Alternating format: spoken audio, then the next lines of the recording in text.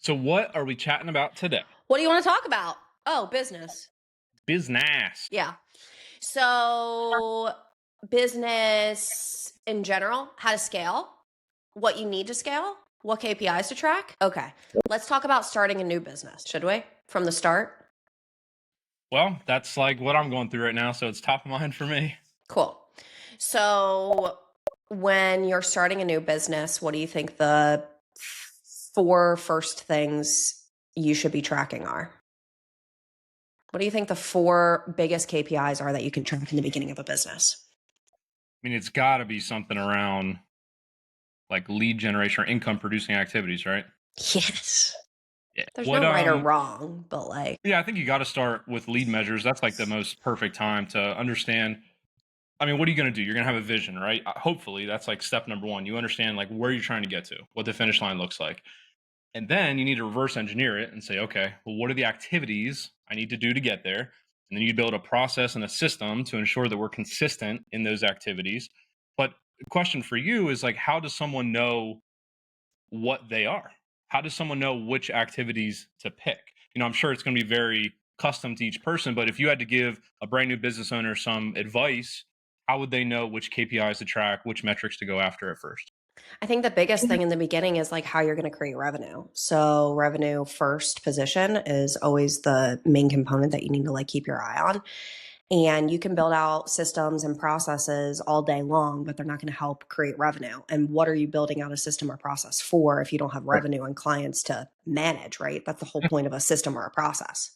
Yeah. So how I think everybody needs to identify what the easiest way is that they can create revenue, how they connect with people. Some people, it's cold calling, and that's how they connect because they're really good at Mhm. scripts and they can flip people. And other people are good in person, for example, right? There's like a million ways that you could do lead generation. Yeah. So, Yeah. how do you identify what your key lead generation key components are, the top I three? think it's a really good place to bring up the concept of like Pareto's principle, like Hmm. 80/20, um, like Lencioni's genius zone. Like there's a lot of uh, directions you can go here, but I think it's really important to understand two key things. Number one, what are you good at? Like, what's your core competency as a business owner? Right? A lot of people, especially in our world, like real estate, where we come from, are really good marketers and entrepreneurs, and they're great at like putting themselves out there. Some people are like me, an extremely almost like dysfunctional level introvert that is terrified of people, and I want to be behind the computer building out the systems and processes. Now, spoiler alert, as an entrepreneur, you're going to have to do it all at some point. But really, what you want to be clear of, in the beginning at least, is what are you best at? Where is your time best suited, right? Where can you have the most impact? Because that's going to be your 20%. It's what's going to give you the most joy, give you the most energy. You're going to provide the most value to your company. And then the 80%, that's the stuff where we either need to sort of bite the bullet in the beginning or we can systematize and delegate it. There's a lot of different directions we can go, but you want to be clear on what you're good at and what you're not. Then, once you've identified your genius, your core competency, we need to say, okay, what are the activities where I can utilize that to its fullest potential, right? For me, you and I just went through this in our coaching for my new company, right? I think one of the most effective ways that you can lead generate is by calling your sphere. We've talked about that for a long time. For me, for a couple different factors, it's ineffective. Whether it's a reluctancy to get on the phone, it's a lack of extroversion on my part. Several factors come into play. What we found for myself is most effective is doing the keynote speeches in person or going and doing the podcasts and then following up with a really, really well thought out drip campaign and nurture campaign. So, just to put a bow on that ramble, I think it's important to understand what you're good at and make sure that you identify the activities that suit your genius or try and delegate the ones that don't. Yeah. So, and I think that's like the amazing part about coaches and their different value that they could bring because not every coach is created the same. Just like every real estate agent or every attorney that you hire, like there's good ones and, there's not so good ones. So, one of the very first coaches I had, obviously in the beginning, you don't know how to filter through yourself. So one of the first coaches I had was really honing in on me cold, and I was just like doing the activities in like to hit my measurements, my KPIs for the week for my call for accountability, but I hated life, and I was like, why am I lead generating through cold calling? I don't want to do this. And I would tell them that, and they were like, no, no, no, this is what you have to do, like call this many people and get these many conversations and you'll get a deal.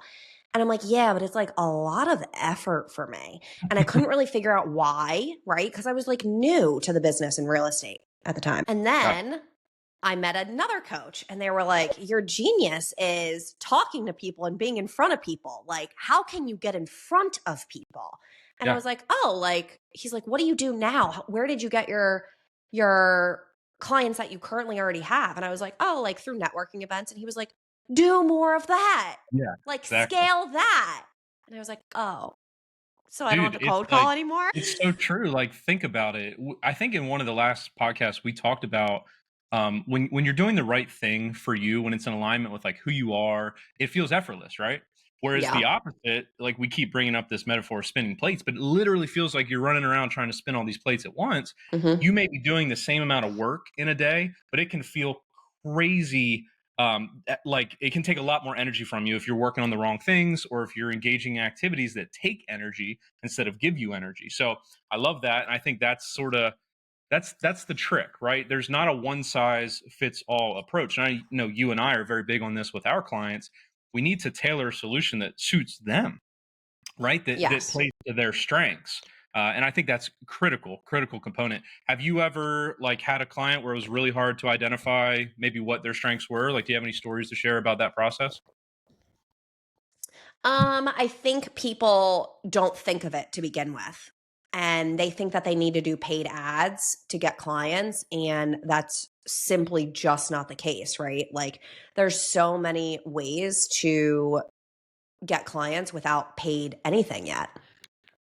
So I think asking the right questions is super important. Like, how do you connect with people? In the past, like, this isn't your first sales job. Every job has some sort of sales component in it. Yeah. So how did you make those connections before? Were they walk in? Okay, well, where can you go where people are walking to you? There's Yep. fairs everywhere and festivals everywhere. Where can you get a table where people are coming up to you? So I think just asking the right questions to clients to get them to think about how they can attract or how they did previously already attract their clients and close them and convert them. I love that. I love that you brought up asking questions because as coaches, that's 99% of our job, right? But I think as an entrepreneur, as a small business owner, as somebody that's going out on their own for the first time, you should be asking yourself some really hard questions as well. I know Kate is a big fan of journaling. What would you recommend to like a small business owner? I know you and I have had a lot of conversations around this. What would you ask them to journal on to try and sort of narrow down to what they're good at and what those types of activities would be? Write yourself questions as if you were going to ask somebody else. So imagine that you hired a salesperson for yourself to replace yourself because you hated sales that much, Hmm. which entrepreneurship is like 90% sales. But anyway, let's just say you hired a salesperson. Hmm. What questions would you ask them to help them generate leads before you started paying for leads? So when I was running my real estate team, some agents that would come on would want to buy leads. And I was like, I'm not buying leads. There's literally leads sitting in our CRM that you haven't even responded to yet. Until Right. you can tackle those leads, nobody's buying any lead. Yeah. And we never had to buy leads. Never once did I ever buy leads. That's That's amazing. wild Yeah. because you have So everything that you need. You just need to know how to work it. 100%. And you brought up something there that I think is crucial. Entrepreneurship is sales, right? It's like that's the whole name of the game. Now, as you continue to scale, you may be able to stratify and sort of spread out the tasks among people that are highly skilled, more granular, maybe at like marketing or lead generation or lead follow up or maybe operations. But at first, Bubba, it is all you. When you start that Hmm. bad boy, you got to be the entire sales funnel. I think what's important though, I've talked to a lot of folks now. I've been in sales a long time. They think they're not good at sales. And I think, at least in my experience, people aren't good at every type of sales. Mhm. There's an approach and a process and a technique, I think, for everyone to have success. Like I said at the kickoff here on the podcast, like I historically have been a very introverted person. Now I'm 32, I got 2 kids and a wife. I've learned to come out of my shell and put on the mask, but it takes a lot of energy from me. Mhm. It's not something that I can do naturally. It's an adaptation I've had to gain. So where I've had success is leaning into repeatable sales process approach instead of sort of going in and freestyling it, which is how my old manager at the car dealership would do it. He was so charismatic. He was able to connect with everybody right away. My Me, I'm guy. yeah, dude, just like you. I was more like Dr. Spock, Mr. Robot. I had to go out there and run through a process. And over time, the more that I did it, I became adept at doing that and like building rapport and stuff. But I think it's key to focus in through those questions that you're going to ask yourself during the journaling process. What are you good at? What do you enjoy? What do you hate? And then build your sales technique and your funnel around those activities until you can get people to come on board to sort of fill in the gaps. We talk a lot Right. about that as leaders and as entrepreneurs. It's incredibly important to be honest with ourselves about what we lack in our toolbox and then find people that can bring the tools to sort of fill in the gaps in our own toolbox, right? Yeah, like The Working Genius. I love that from Patrick Lencioni. Like he talks about what your geniuses are and what you're Mhm. really not great at. You can do, but it takes like the life energy out of you. And that's how you build your team. You fill your empty seats, right, with the other counterparts. Yeah, 100%. Big fan of Working Genius. It was like I've taken probably a dozen personality assessments over the past 3 or 4 years, and that's one of my favorites for sure. Mm. The cool thing is, it's going to tell you, What are and you? I am a contemplative counselor. What are your So, two working geniuses? um, discernment and wonder, which I think is why I'm so good at like process improvement, because I sit and I wonder, I'm like, how can I make this better? And then the discernment is, okay, what do we need to change to improve upon it? And then my competency, like the middle ground, the yellow ones for me are the enablement and the implementation. So I'm really good at figuring out what we need to do, and then I'm decent at like inspiring people and teaching people how to do it. And of course, my red ones are like the extreme ideation, like people stuff, way at the front end of the scale, like the Kate Denise of the world. So what's your two lowest?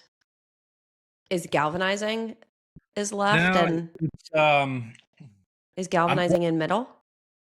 galvanizing is towards the right side, so like the implementation side of it. Let's like bring a team together. What's the whole way up at the left hand side? Like I I don't know think what you're talking about when you're doing this. yeah, when sorry, he has all the letters like on a spectrum. Um, like ideation. So for me, and we've talked about this historically, I'm a really good counterpuncher.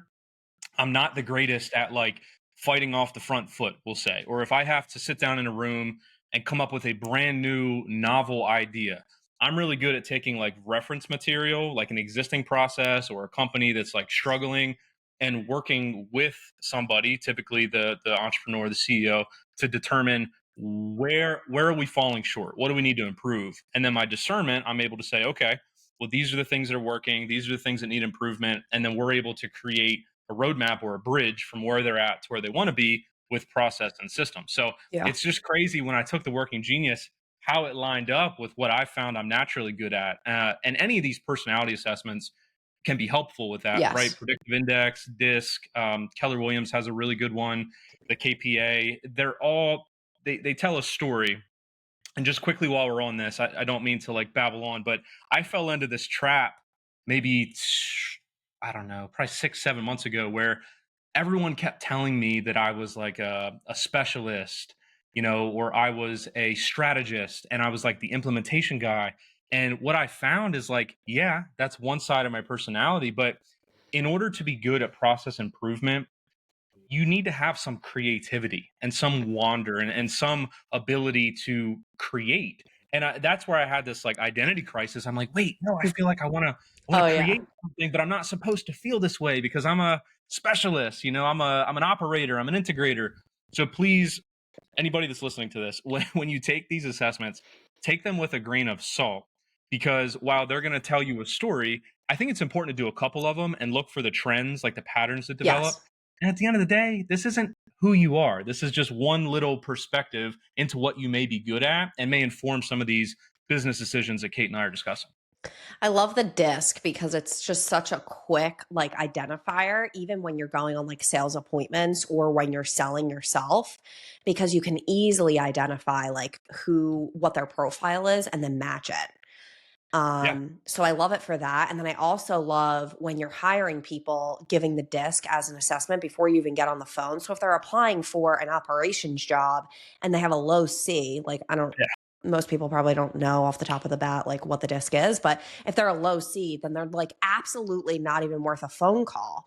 So I think Indeed has where you could apply the disc where they have to, if they apply, they have to fill out the disc. It's like a quick assessment.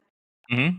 And it just tells you like this person's a low C. Well, then they're not for the ops person that I'm looking for. I'm a Um, I'm a high C in case yeah, anybody. no, yeah, no, shocker. I'm a high So DI. yeah, okay, nice. What what would be next, right? So if an entrepreneur journaled on this and they're very clear now on who they are, what they're good at, who they need to bring on the team potentially to like even out the gaps in their skill set, we now understand like what the activities are. What's next? What would be the next step if we're moving up a ladder here in terms of order of operations for a I brand don't new know. business? Like, did we talk enough about lead generation? I think it's like 80% lead generation. So what would you do if you were somebody like me, for example, that does not want to go out and do the networking events necessarily? They'll do it if they have to, but what are if you could just maybe run the spectrum? What are some common lead Well, let's generations talk that about you've it. seen? Yeah, let's talk about what lead generation, like what could make up lead generation. Hmm. If you look at like I refer to the KW book all the time, The Millionaire Real Estate Agent, because literally it tells you basically how to run a business, any Yeah, business. fantastic read. Um, there's marketing, there's advertising, there's you could do in-person events, you can speak, you can do cold calling, you could do Facebook paid ads, you can do billboards, you could do TV, radio, like Yeah. mailers, postcards. There's a million. And then if you don't have money, your paid marketing's out. So then it's just you. Yep. And then it's do you cold call and learn scripts or do you get out in front of people? I chose to get out in front of people. And then you have to identify where is my target audience. So getting out in front of people haphazardly is like not beneficial for literally anybody, right? Where can you go where your target audience is and make everything purposeful? And when I Boom. did that, everything changed. Like I Boom. Yeah. literally, right, I had my license when I was 24 years old. So most of the people my age weren't buying houses. But you know who was buying houses? Their parents. So I would go to the bar, their parents would be there. We're from a really small town. Their parents would be there and I would obviously know them. And what do people talk about? Real estate all the time, right? And they Hmm. knew I was in real estate because I was posting on social media. So they had that mind share already. I wasn't Yeah. going out saying, "Hey, do you want to buy a house?" No, they were saying, "Hey, Kate, how's the real estate market?" Because everybody wants to know. Yeah. And they knew because of the mind share that they gained from me posting on Facebook. And Love that. then I just listened to people.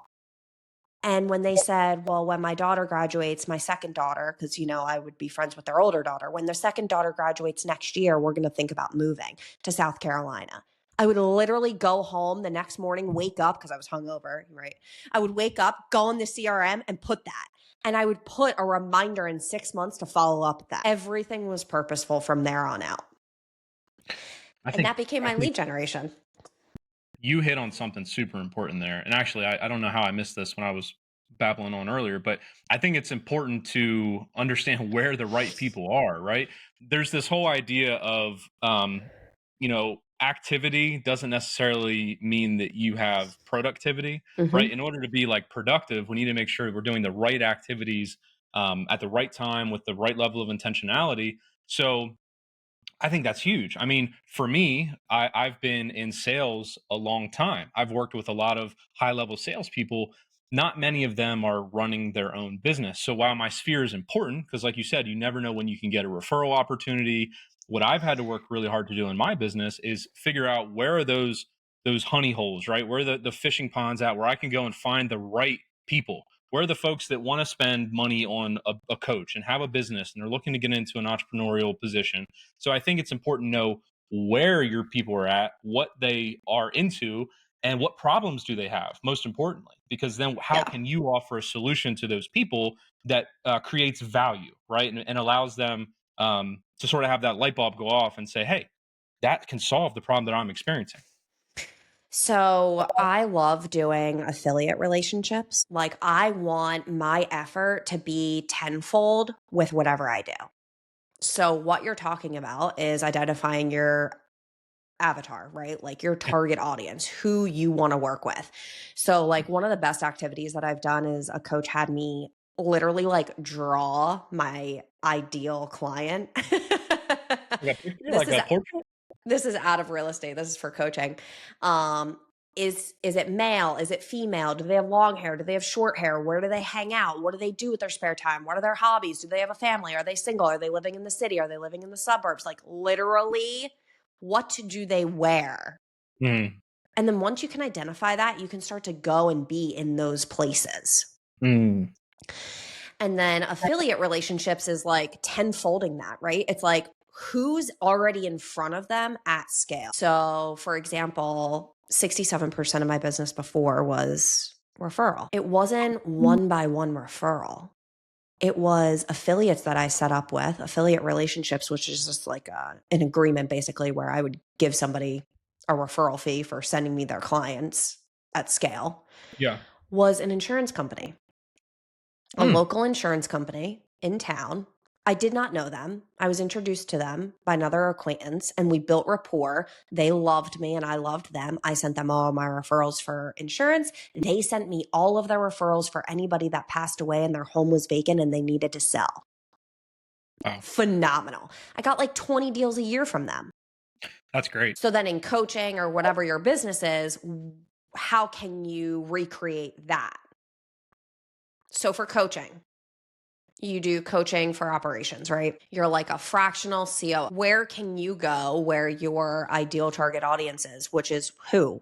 An entrepreneur that is looking to scale, that needs to build out systems and processes to scale to the next level.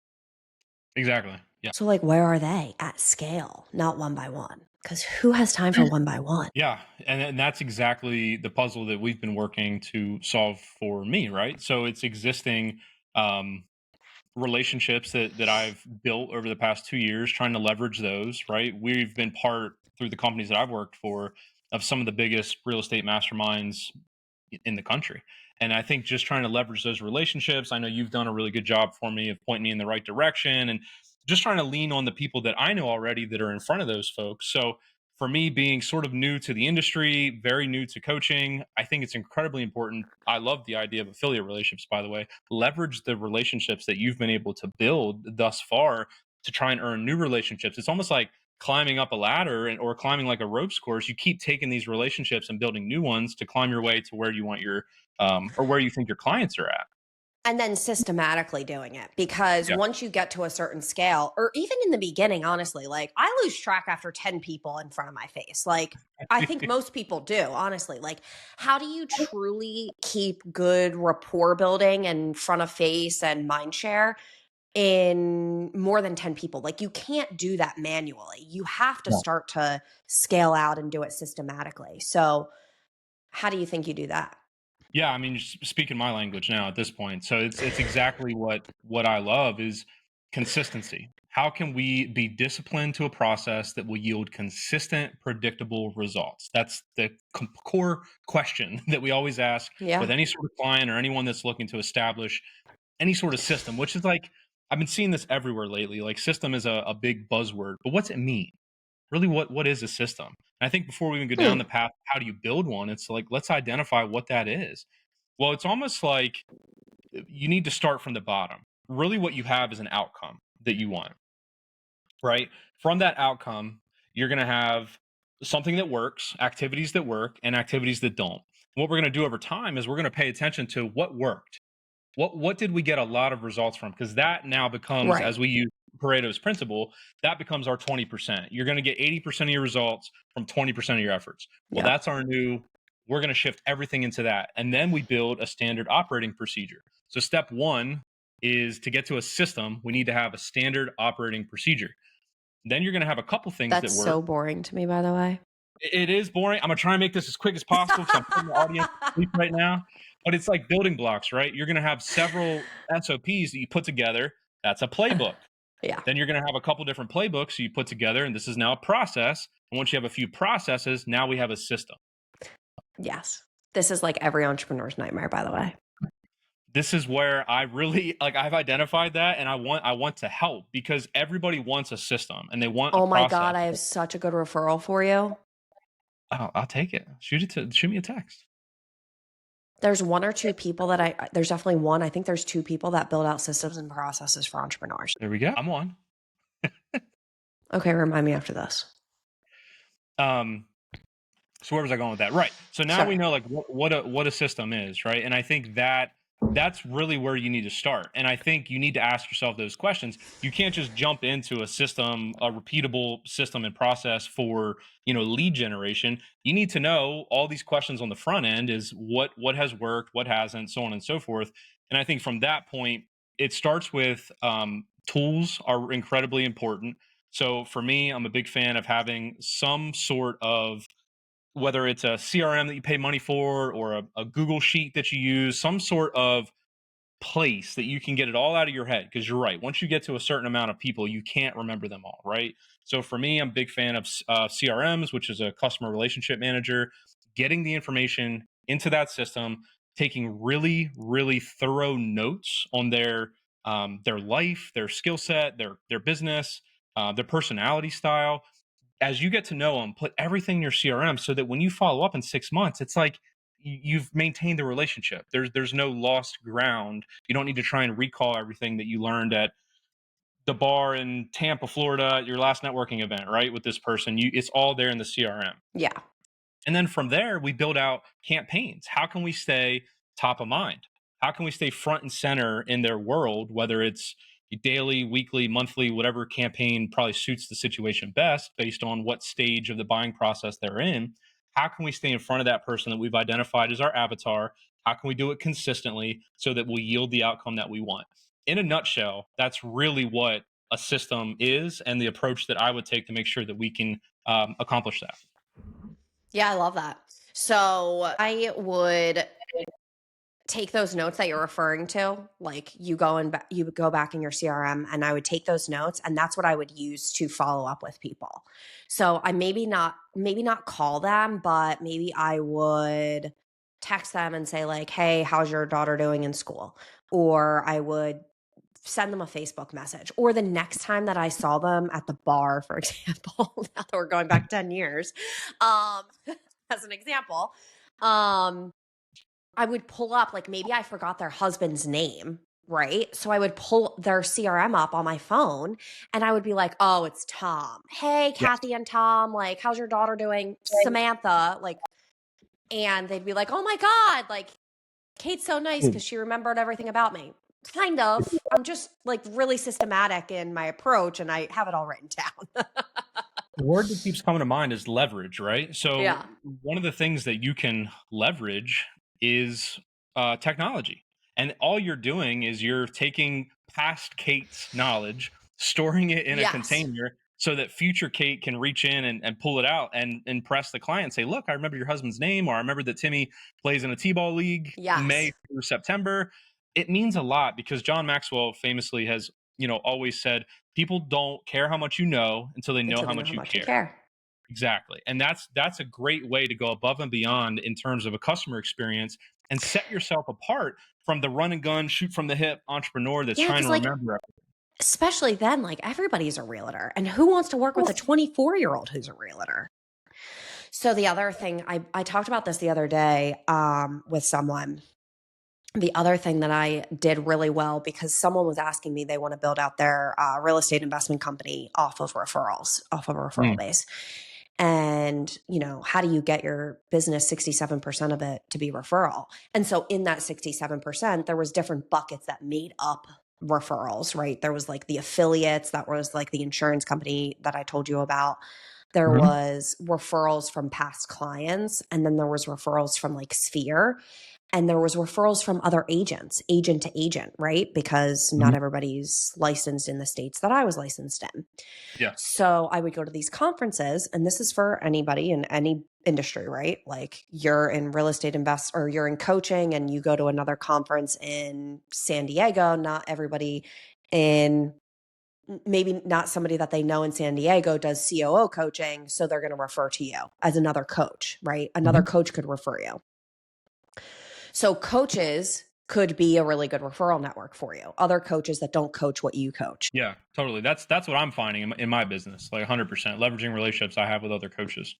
Right. Like I don't want to coach operations and I don't want to be a fractional COO, but like, oh, I know Kyle that does. So when I'm in this conference in San Diego, I think of Kyle because that's your one thing that you do. So how do you stay top of mind and mind share with those people, those coaches at the conference in San Diego? So I would set up a specific campaign for agent to agent referral or coach to coach referral. And I would just build mind share through that.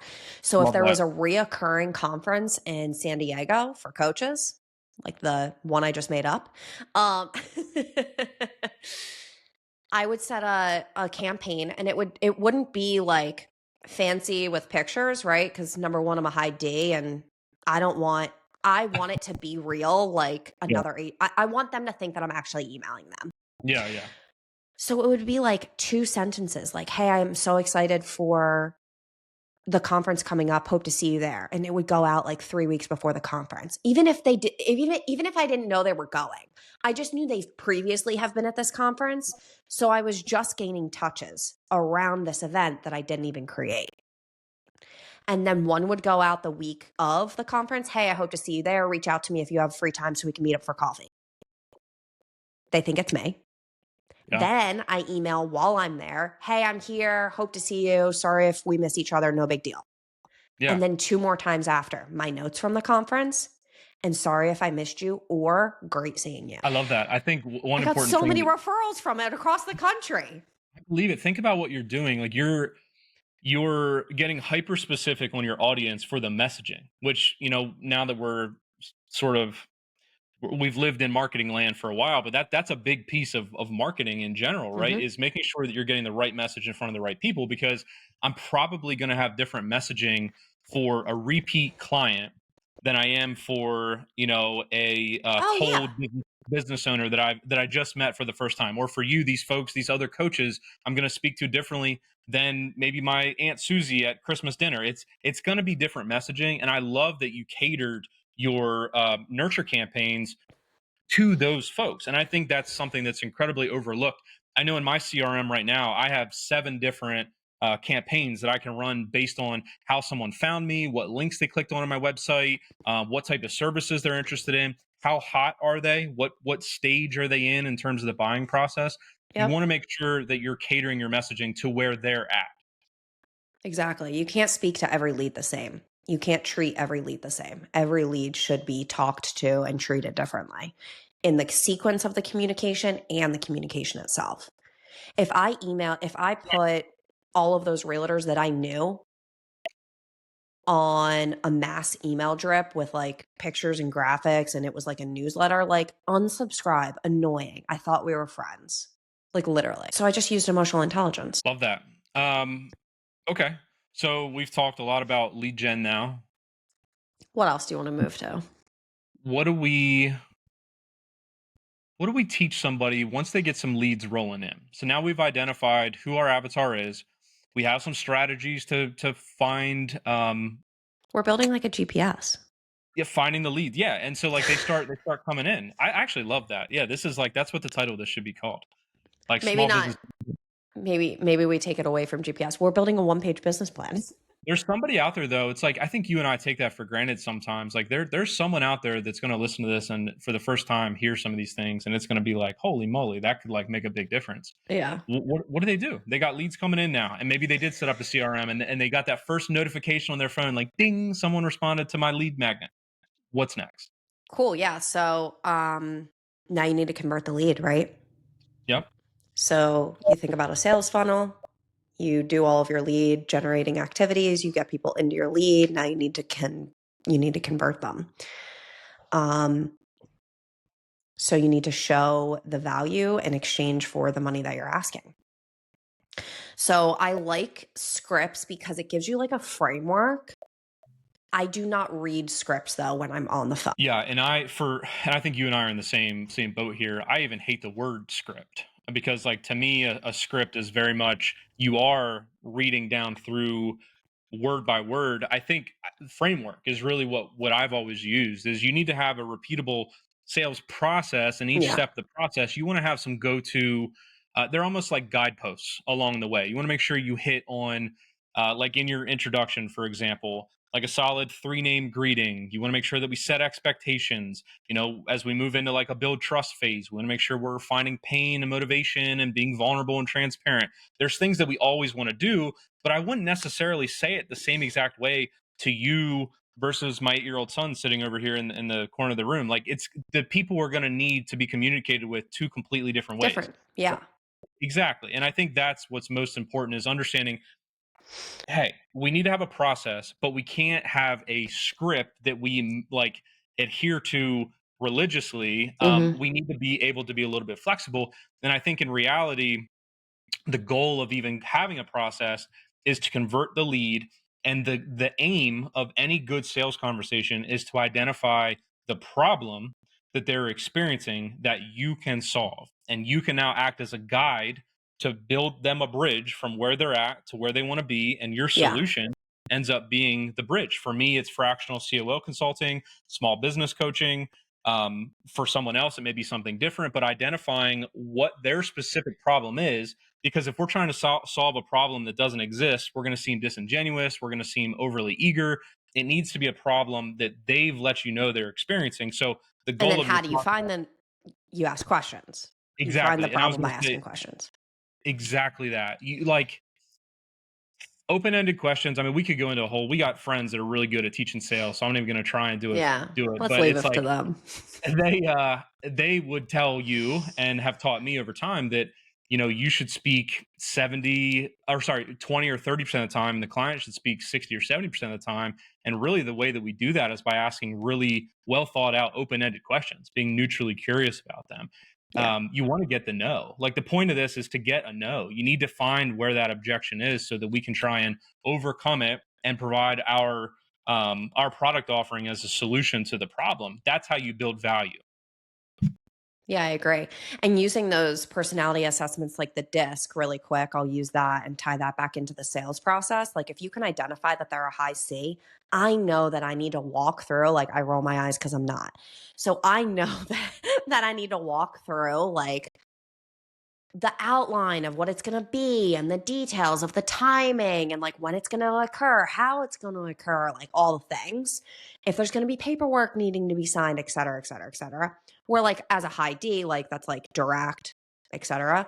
Like a high D is like, when do I start? Like literally just tell me the very minimum detail on like the absolute thing that I need to know right now. Mhm. And so you change once you can identify that with the other person, you change how you deliver your messaging. So that's again, like I like the script as a framework, but the script Mhm. doesn't work 100% of the time for everybody because you need to identify how to change it for who you're talking to so you can match them. 100%. I think it's so important to understand their communication style. And that's where I think you got to zoom out, because I think sometimes, especially as newer entrepreneurs, we get excited like, oh my God, someone's interested in talking to me, right? And you start seeing money signs. It's like, I got a mortgage to pay this month.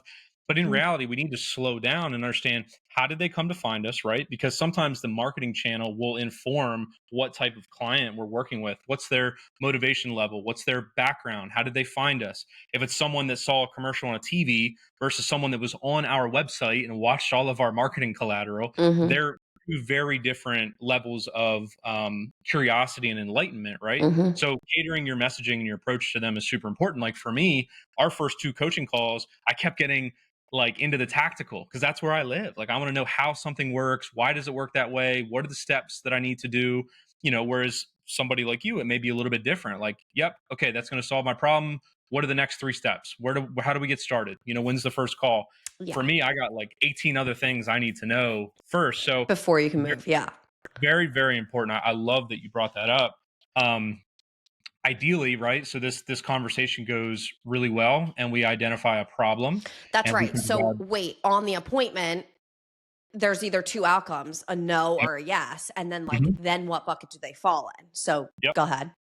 That's exactly what I was going to get to, right? So like if something goes really well and we sign them up, that we're going to have one pathway now, right? In terms of a process map, that's going to lead to one section of results. And if they say no, uh, what do we do with them then, right? Obviously, they were interested enough at some point to reach out to us, and we attended the appointment.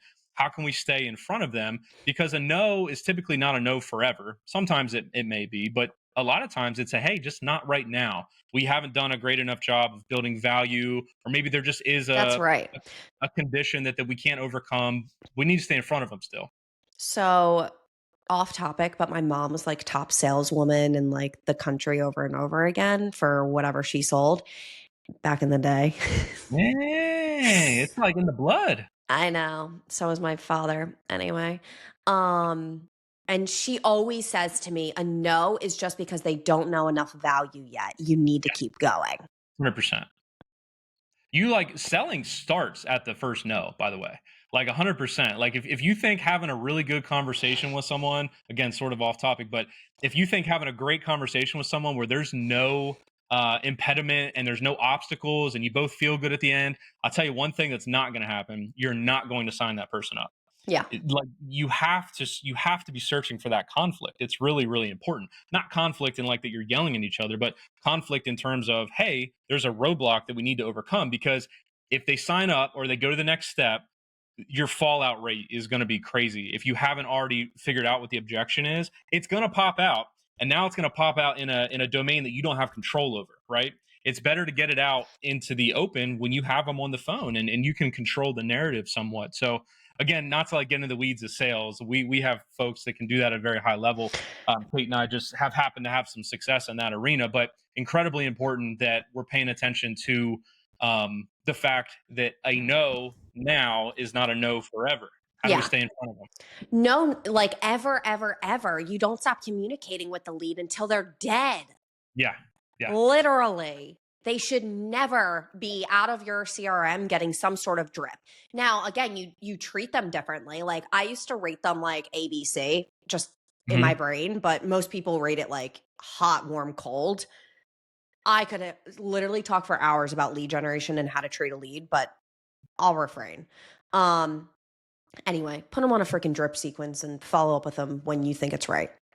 This is the value of a really good CRM as well, right? Instead of having to like, because you only have so much bandwidth, right? So you can't be thinking about all these new people, inbound leads, the outbound marketing efforts, and then also nurturing like existing leads in your system. So Yeah. that's where having a CRM that you can automate, again, leveraging technology. And if you've gotten to the point in your business where you can leverage people, get someone on the team that specializes in that or that you can train to be really good at following a process and be task oriented to do the follow up for you. And listen, that's like those people you put on tasks and remind yourself to follow up with them appropriately, time sequence speaking.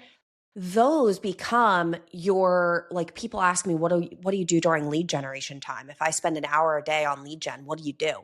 That you Yeah. have a CRM that you've given yourselves tasks for.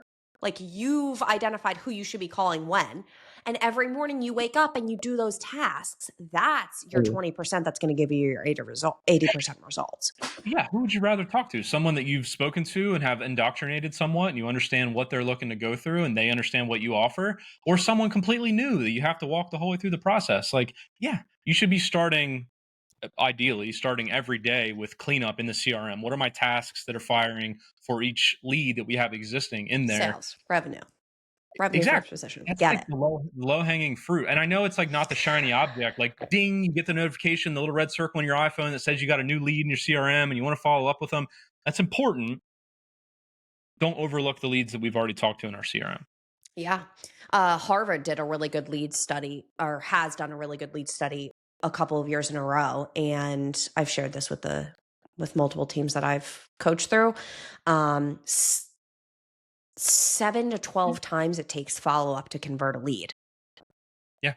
And that doesn't need to mean it's two-way conversation, whether it's text, phone call, email, social media, communication, whatever. It's 7 to 12 times. So how are you doing that? You're doing it in the morning through your tasks.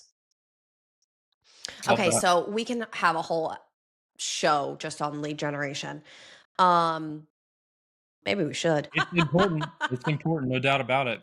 Um, So if what they're a no, they go in this bucket and you follow up with them at another time to convert them. And if you don't convert them, you ask for a referral, right? Okay, moving on. And then the other bucket is how can you deliver as much value, especially to your first couple of clients? You should be doing everything that you possibly can to over deliver so you can build that rapport and referral network from them. Yeah, I would call this part of the funnel like fulfillment, right? Like, how are we going to Yeah. fulfill on that promise that we made that built enough value to get them to sign up for our services? And this is where I get like real nerdy about it, because one of the things that I love most is over delivering for a client. You want to talk about the absolute best way to collect leads. It's to get referrals from people that you've already done business with. Those are the 100%. folks those are the folks that you need to do basically Nothing. zero, right? You're already going to have a rapport established. You're already going to have trust, right? It's very much like, hey, Aunt Susie referred me to you, said you did a great job with, their business. I'd love to chat with you and see how you can help me out with my operations or my sales or my mindset, whatever it is, right? Insert your product here.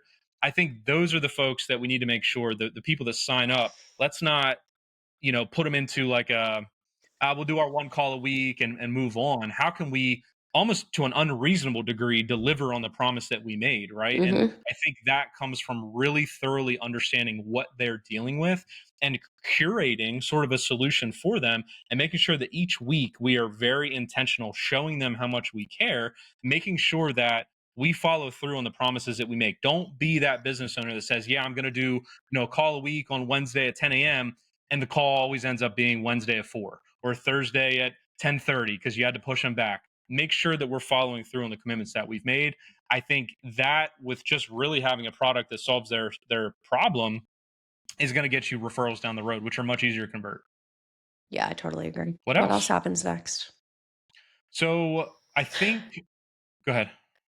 No, what do you think? Well, I mean, you could go a couple different directions. I mean, you could nerd out about um, a couple things here, but what happens once someone has gone through the life cycle of a product? Are we never going to follow up with them again? What are we going to do with Ooh, somebody what that do you has mean? Repeat clients? exactly?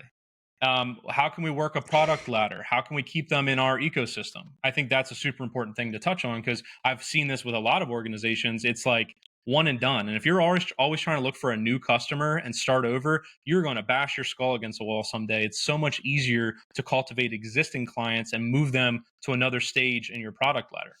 Yeah. I love this. Like I literally love the lead generation model. Um because it's like kind of complex. It's all about relationships and it makes everybody's business easier if they do it correctly. 100%. Yeah. 100%. So after a lead, um after you convert the lead, you close the lead, you deliver and give value and deliver and fulfillment and all of that on the client. Your contract or relationship with them has come to an end. If they don't renew, then again, like what else, like you're talking about the value ladder, what else can they naturally just go into? So for example, you do COO coaching, right? So Mhm. if you're doing a one-on-one package with them for, let's just say 6 months, Mhm. what can they naturally go into after that where maybe they don't need you because they've hired somebody full time, but they still want to keep you in the ecosystem because you helped the COO that they just hired full time build out everything in their company. Yeah, so I know I talk about this a lot. I love visualizing things, right? Like a picture. And if you think about your product ladder, people are going to come into your company or your ecosystem, right, at different levels Hmm. on the ladder. In a perfect world, we start everyone at the bottom and we work them up there. But I've had people that have hit me up already in the past month and a half, and they just want my top end service, which is fractional COO. Well, what happens after that runs out? Either I re up fractional COO or I get a referral or they're gone. No, we can also move them back down the product ladder, right? Hmm. So for me, that may be, hey, maybe you don't need as intensive consulting right now, now that we've replaced me in your business, but how about I stay on as a mentor to that new COO for another 6 months? Or perhaps it's, hey, I know you mentioned that your sales team potentially needs some help. Maybe we can work out a way to give them some ongoing training in a group sense, or Yeah. maybe it's just a video library. You can create a course. This is like a new hot thing that Kate and I have been talking about recently. Maybe you have a library of self-paced modules that you can enroll them in to keep them in your family, because at the end of the day, being top of mind, the best way to do that is to be doing business with somebody. Yeah. Yeah, I kind of like my personal opinion on this topic for you specifically. I like the group weekly call that Yeah. people like the entrepreneur can now send their COO, because like I don't want to sit there and talk about systems and processes even though I know we need it and I know it should be built out and all the things. I just want to send the COO that I just hired to you weekly to make sure that they're getting what they need. Yeah, 100%. And like you hit the nail on the head really if you think about it, because the entrepreneur hires me to help build the systems out. We find someone to replace me. Well, they struggled with it in the first place, so they're probably not Mhm. the best person to train them and hold them accountable on an ongoing basis. Yeah, I love it. I mean, it's something that you need to think through as an entrepreneur: is how can we retain people inside of our little ecosystem by having some sort of product ladder and multiple offerings. And then if not, like if they don't move up and down the value ladder to another product that you offer, service that you offer, you need to still stay in front of them and top of mind for referrals or Yeah, repeat business down the road. So let's say that the entrepreneur fires his COO in a year. Who's he going to call instantly to fill that role? You, 110% you, right. until he finds another permanent full-time COO. Yeah, So how is he remembering that you exist and you're still for sale in your services? So it yeah. comes back By our to nurture campaign. Yeah, a nurture campaign, exactly, specifically made for clients that you've already served. Because yes. again, you have to speak to everybody differently. Because as soon as somebody knows that they're on a mass newsletter or mass email, like it's just like, Yeah, and I think making people aware of changes in your business too, like you're going to get to know someone. Now, I want to be careful not to get too like micro level with like coaching or consulting businesses, because you this may is actually really easy for somebody that sells a product, right? Because they may need that product again. So subscription service is something that we overlooked. Like you could try and work them to sign them up on a subscription so they get your product monthly if they see value in it. But I think in general, letting someone know changes in your business, they want to know about you if you've built a relationship. So new products that you roll out, I think, are really important for me as I continue to build out my product offering.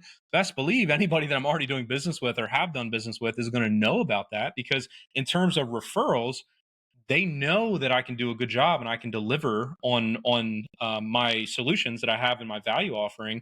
They're going to refer people to me because now I can maybe offer value to someone in their sphere that maybe didn't need the fractional COO service, but they could yeah, really benefit from like a weekly group call or like a monthly um, sales training or something, right? Whatever it ends up being.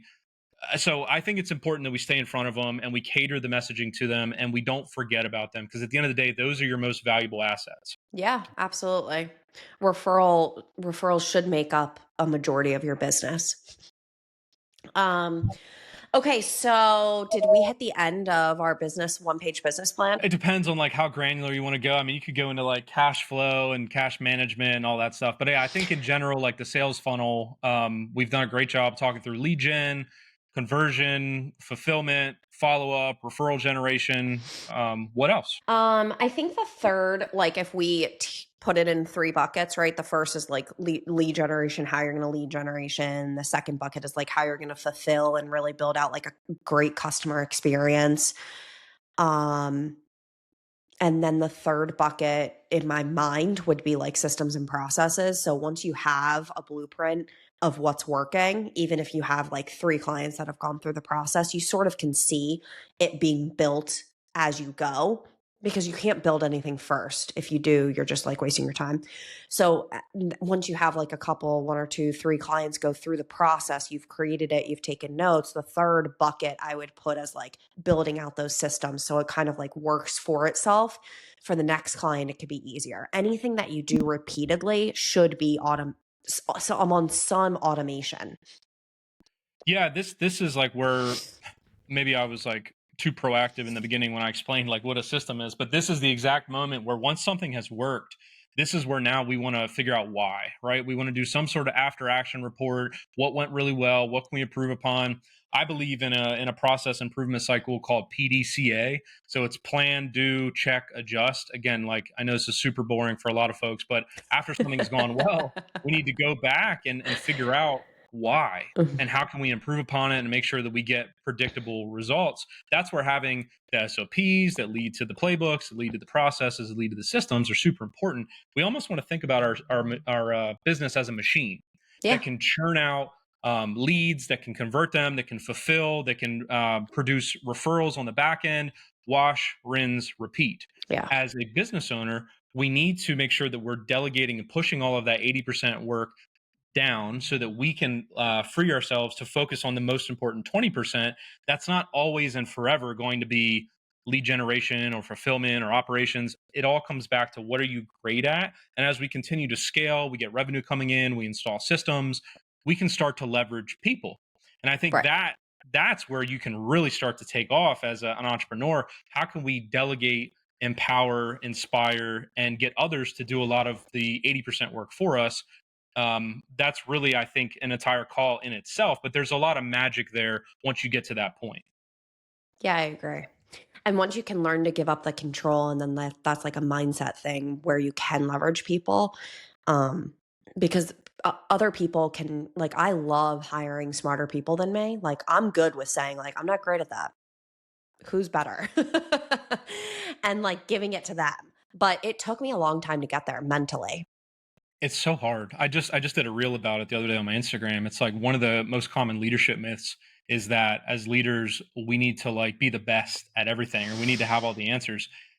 Dude, like where I started to take off my leadership careers when I started being very vulnerable and transparent about my shortcomings, and it almost attracted people to me that could help me with those things, right? And by showing how much I care, by getting to know them, by leading to the whole person, I was able to get them on my team, empower them to do the tasks, wash, rinse, repeat. Again, I brought more people in and we continue to stratify to the point where like as a business owner, if you've done a great job of this, you almost can do the first 10%. The middle, there's just like the ideation and maybe the empowerment phase, right? The explanation of sharing the vision and the intent. You let the middle 80% be done by people that are better than you at it or that have more capacity to handle it. And then you come in and do the last 10%, which would be like the quality control, making sure that we're fulfilling to the best of our degree or the best of our ability. I think Dan Martell talks about in his book, Buy Back Your Time. It's the 10-80-10 principle. So I think that could be really effective if you do a really good job of delegating and building a team to fill in your gaps as a leader. It Yeah. allows you to be involved in the areas that you bring the most impact, which is typically the very beginning and the very end. Yeah, no, I love systems because it does give you that predictability. And I can say, I can hire somebody on and I can say, here, follow the system and process. It's just like boring to talk about and it's boring to build out, even though in my brain, I have like this engineering side of my brain that actually is very active. And like, I know exactly how it should look. It's just like, I'm not the person to sit there and build it Well, out. Kate, if I could tell you that I can make you an extra $1 million next year by installing some of these systems, now it becomes exciting, right? Yes, That's I think that's where a lot of very. people they overlook that. Like, yeah, it's not the most exciting thing in the world to do, and it takes a lot of time at the computer or at the table with a notepad thinking through it. But the results that you can gain for your company, for your staff, for you as a person are exponential compared to what you can do without them. Yeah, I agree because you can just leverage your time to do all of those activities that you already know that work and like 10x it. which means the results 10x as well. Yeah, and I think that's a great topic to get into. I'd love to talk more at some point about leadership, delegation, and building systems around that to scale your company. I mean, I know it's not the most exciting thing in the world, but it is the most overlooked thing I think for new entrepreneurs is okay, I can get a business to $3 or $4 million in revenue, and but I've been here now for 2 or 3 years. How can I break through this ceiling? The answer is almost always, what haven't you systematized and automated yet? It's interesting you say that because somebody asked me the other day they want to, I forget, double their business next year. Let's just say their goal was, and they asked me what like they want me to coach them to do that, and they asked me what the first system they can put in place was. Ooh, I don't believe it's a system though. what would Yet. you tell I don't believe it's a system yet for them anyway. I think the biggest thing blocking them is their belief that they can do it. them? Ooh, man.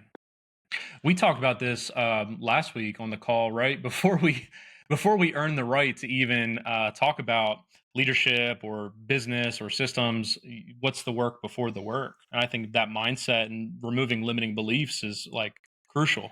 Not to open up like a whole nother pathway that we can go down here, but Yeah. that's Kate's jam there. I know that that's where I've personally experienced the most growth over the past 6 months for sure. And I think everybody's different, but them specifically, because sometimes it is just like literally like, what can you systematize? Like me, when I first got the coach, and he was like, well, what can you systematize that's already working? And I was like, oh, I get it. Hmm. Um, yeah. And then that was the end of that story, literally. So that's our one page. That's the end of our one-page business plan for beginners. Love it. That was good stuff. Cool.